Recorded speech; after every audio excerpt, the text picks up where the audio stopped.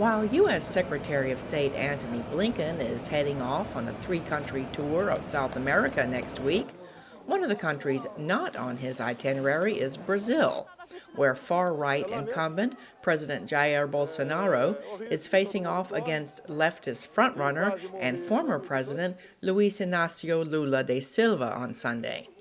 Bolsonaro says that if he does not win, the election was rigged. Asked about Brazil on Friday, Blinken had this to say. Brazil has very strong democratic institutions, including very strong electoral institutions that they've demonstrated time and time again. And we expect that that will be the case in the upcoming election this weekend. Encouraging some of South America's new left-leaning democratic leaders, like Chilean President Gabriel Boric, to thrive and be successful will be a focus of the trip, experts tell VOA. Carlos de la Torre is director of the Latin American Studies Center at the University of Florida. I am so glad that he's going to South America, and I am particularly happy that he's going to go to countries that are under leftist administrations, because I think that the priority of the Biden administration to strengthen democracy and to fight for a more democratic United States and world is a priority.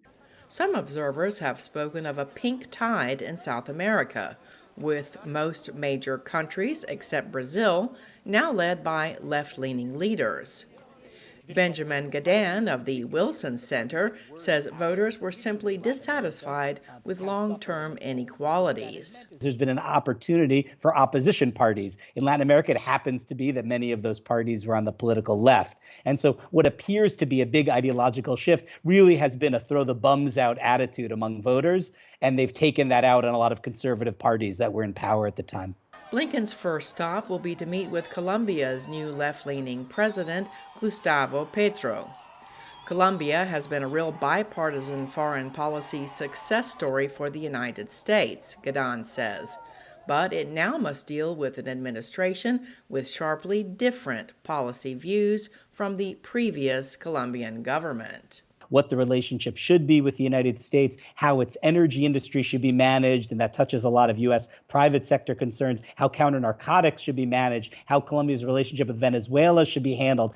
Blinken visited Mexico earlier in September to co-chair the 2022 bilateral high-level economic dialogue, showing that Latin America is a priority for the administration of President Joe Biden, despite the war in Ukraine. Saine, VOA News.